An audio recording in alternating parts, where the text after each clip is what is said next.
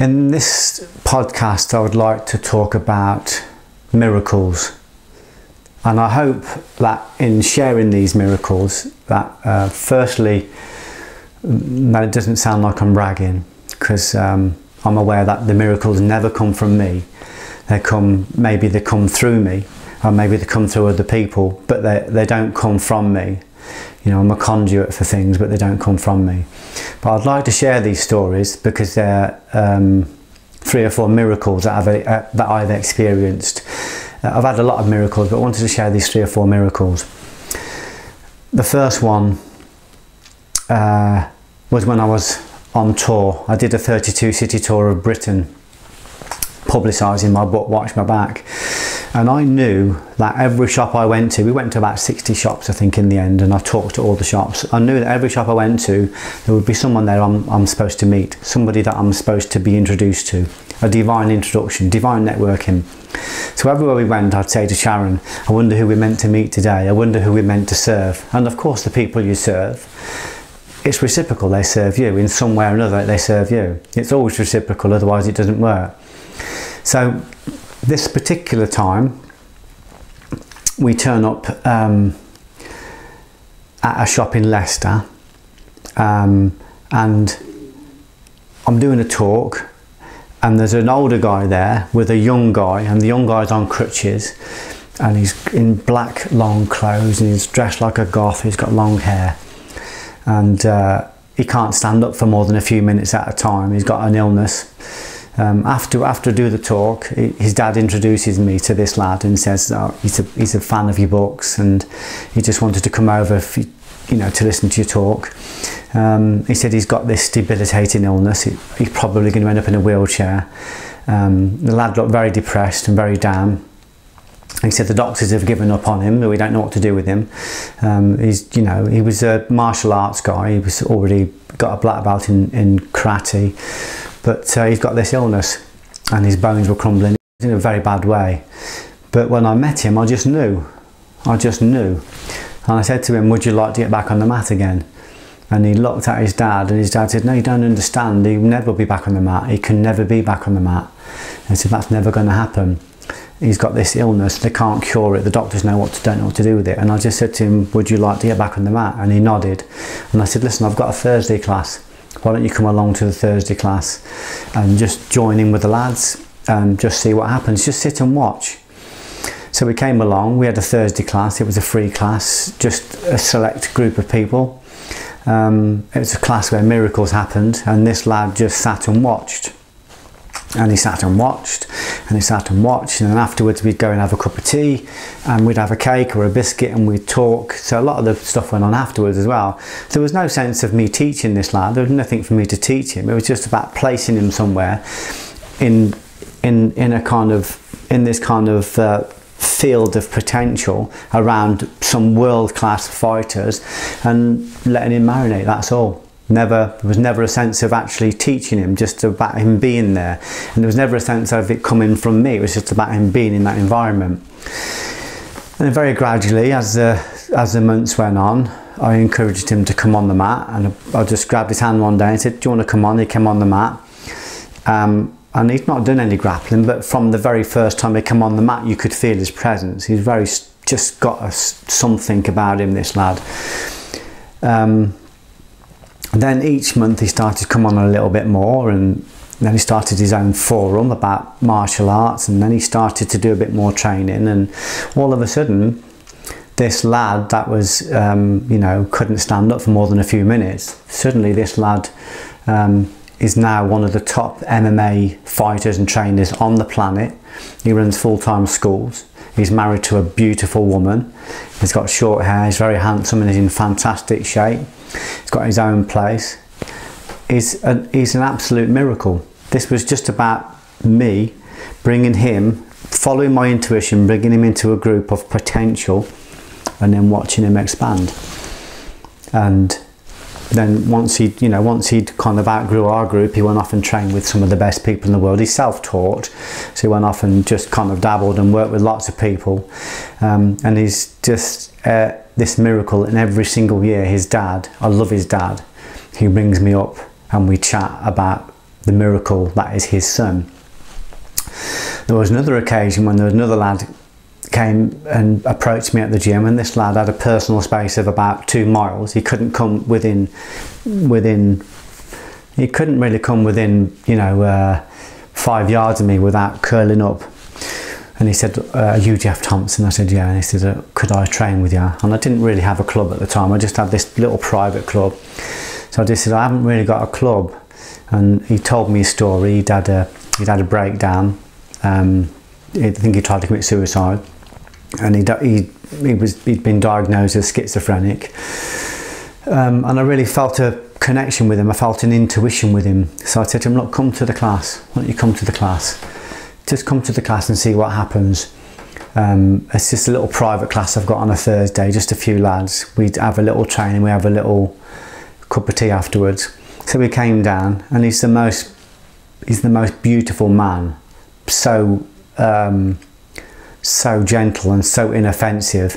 He didn't want to be concussive, he didn't want to hurt anybody, so we didn't teach him to punch, we didn't teach him to kick, he wasn't interested in that. But fucking hell, he took to the grappling very quickly. And again, there was really not a sense of teaching, there was a sense of placing somebody in an environment, in a pool of potential, and then watching him expand. And in a very short time, this lad grew in confidence. This guy who was a schizophrenic, who had been labelled as a schizophrenic, had been on the sick for years. He hadn't worked for a long time. He was in a difficult marriage. Most of his friends were depressive, and he was in quite a bad place. Suddenly put him around people like Matty, people like Lee Evans, people like Alan Peasland, people like Tony Summers. Put him around this potential of world-class fighters. And he just expanded again. He just expanded, and he became one of the top grapplers in our class. He'd become an amazing grappler. But as his confidence grew with the grappling, his confidence in life grew, and he just started to make changes in every aspect of his life. He ended up getting divorced. He ended up not changing his friends, but as he moved on, his friends didn't come with him. He got a whole new environment of friends.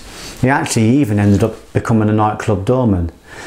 And he had this kind of very soft voice. When he'd speak to me, he would go, hello Geoff, how are you, Geoff? And he said to me one day and said to me, I want to become a bouncer.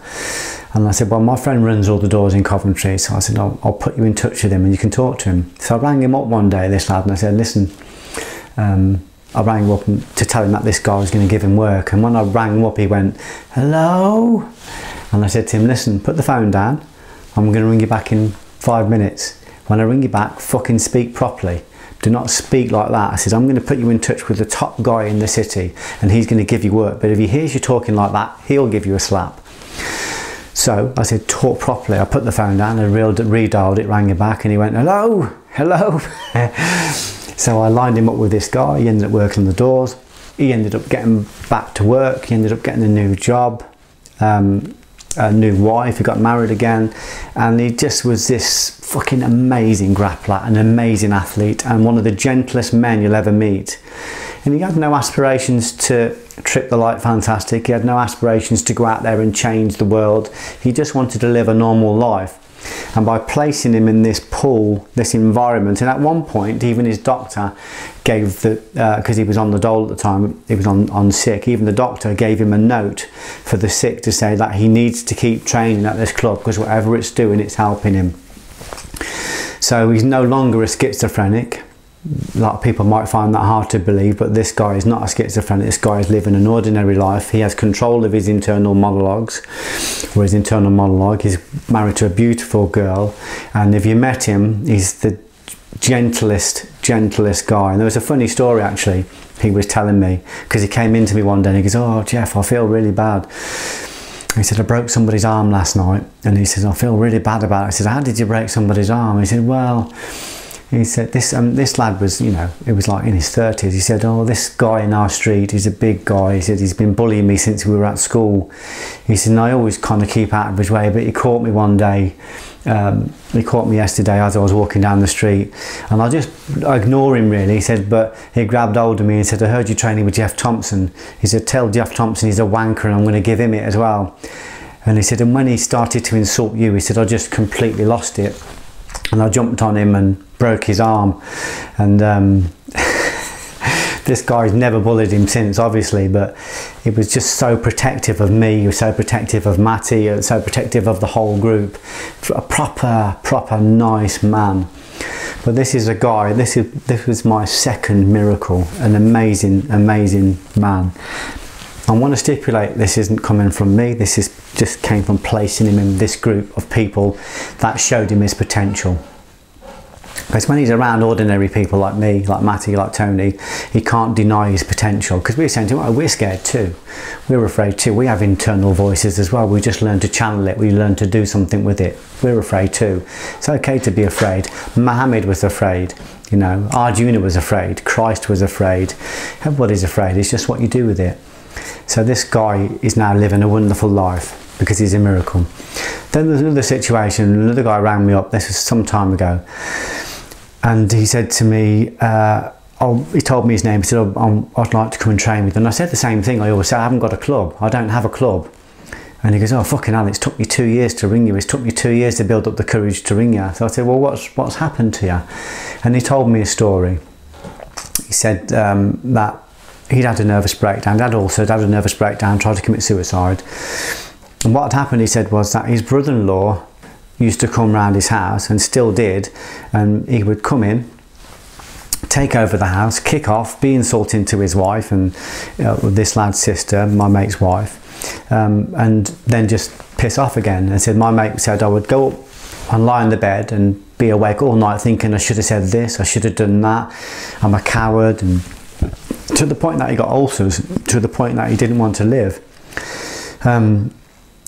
So he'd been bullied by one of his own family members, but to the point that he wanted to commit suicide.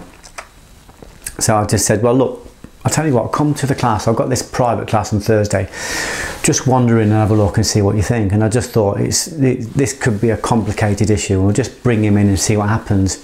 So we'll bring him down, and he has a wrestle with a few of the lads. He wrestles with Matty and he wrestles with Lee. And he's only a young guy and he's in great shape and he's really strong. He's really strong. In fact, he's holding his own with people. And I'm just said to him, fucking hell, I said, do you realise how strong you are? I said, you're really strong. I said, your brother-in-law doesn't know, you know, he doesn't know what he's up against. I said, you are very strong, you know. He just said, oh, I've just got no confidence. He comes and he just walks all over me. So in my head, I'm thinking it's probably going to take me a bit of time to try and build his confidence just by, you know, by letting him, by enabling him to see that he's already got what he needs. He's already got the ability. He just needs to stand up for himself. So I don't think no more of it. I just say, keep coming. We'll keep working with you and see what happens. The next day he rings me and says, oh, after I got home, he says, my brother-in-law came round again. He said, he kicked off again. He says, I felt all this fear, but suddenly he said, I felt myself grabbing him. He said, I pinned him on the floor and sat on him. He said, I didn't hurt him, I just sat on him. He said, and I pinned him to the floor. He said, and he said, my brother-in-law was screaming, I'm going to kill you, I'm going to do this, I'm going to shoot you, I'm going to cut your throat. And then he said, I just held him there. And then he started saying, look, get off me, let me go, let me off, go, or I'm going to kill you. I said, I just held him there. And then he said, he started going, look, please let me go, I'll go out, I won't cause no more trouble. He said, in the end, he said, I held him so tightly that my brother-in-law started to weep, he started to cry. And he said, once he started to cry, he said, I let him up. He said, and he ran to the door crying and said, I'm going to kill you, I'm going to kill you. And he runs off. He said, and when he went out there, he said, I felt this surge of fear. He thought, oh God, he's going to come back and kill me. Then he said, I thought to myself, well, if he comes back, I'll just do the same again. I'll pin him to the floor. I'll just hold him there. I don't have to hurt him. I'll just hold him there. He said the next day his brother-in-law came round and just said, I'm really sorry, I don't know why I've been such a bully, I'm ashamed of myself, please forgive me. He said he completely fell apart because my friend actually turned into his fear. All of the three people I'm talking about all turned into the thing they were massively afraid of, the intercourse with it, and realised that by intercoursing with their fear they were able to liberate themselves from their fear. And I saw this guy a few years later. He came to a book signing in Birmingham and he'd become a very successful businessman. He was running 3 businesses. He got this very happy relationship. He's in fantastic shape.